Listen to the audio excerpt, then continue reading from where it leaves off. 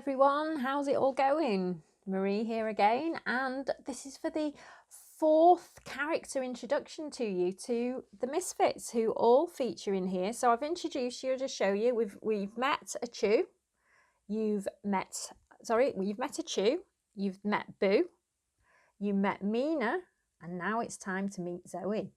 So sit back and listen, as this chapter is called Slow Down, You Move Too Fast. For goodness sake, Zoe, will you slow down before you do something duct tape cannot repair? Sorry, Mum, Zoe called, narrowly missing colliding with her younger brothers as she hurtled down the hall on her skates. Shouldn't be playing in the hallway then, should they? She muttered to herself as she turned the corner and leaned forward, pushing harder with her legs to increase her speed along the longest obstacle-free hallway in their home.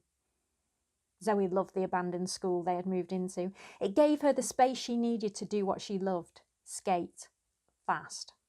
Her favourites were her rollerblades, her current mode of transport, but she also had a scooter and a skateboard, which she tended to use if her brothers, Tim and Todd, were shuffling about, as they weren't as fast as her blades. Zoe turned another corner, her mind still elsewhere, and collided with her mum as she came out of the kitchen, a tray of her latest brain recipes in her hands. The tray flew up in the air along with one of her mum's arms. One of her mum's feet skidded across the hallway as she crumpled to the floor.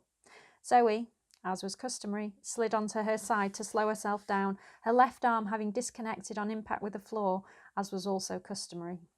"Zoe Maud, what have I just told you? And now look!" Her mum's voice trailed off as she reattached her foot and arm and started to pick up the grey globules and bits of tomato, garlic and olives and drop them back into various bowls. "Now I'm going to have to start again, not to mention clean this floor again, so that's the rest of my day ruined again."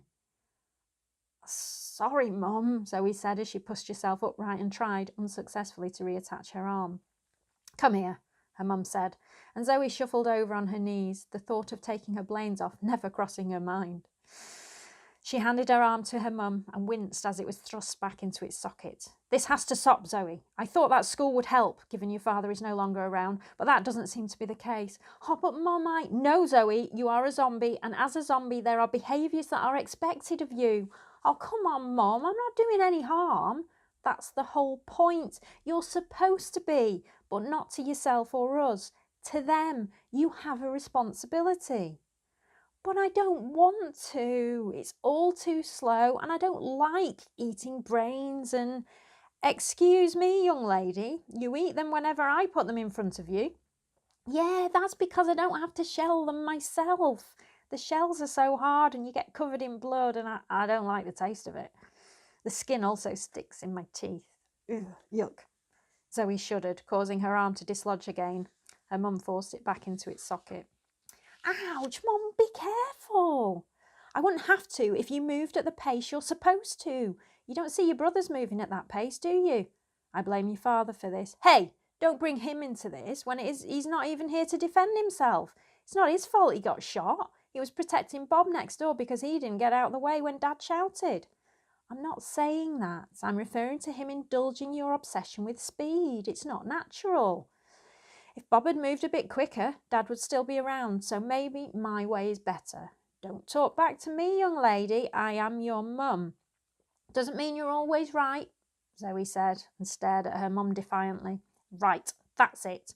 I've tried to reason with you, but clearly it isn't working. It's time you learned what being a zombie is all about. Your Uncle Gene offered to take you under his wing after your father passed, but I said no, thinking that, in time, you would come round. Clearly, I was wrong." "Oh, no, Mum, not Uncle Gene. He'll make me take part in the human assaults, and I don't care what you want, Zoe. You've brought this on yourself. I'm calling him, and that's final," her mum said, and shuffled back into the kitchen, the door slamming a few minutes later. Zoe got to her feet and rolled herself outside into the yard at the front. She contemplated going out of the gate and tearing up and down the street, in and out of the traffic, something she loved, but which terrified her mum. But she couldn't do that to her mum. As mad as she was at her, Zoe would never do anything to willfully harm or hurt her, or anyone for that matter. Instead, she skated in figure eights around the yard, faster and faster, making the shape smaller and smaller, then larger and larger again.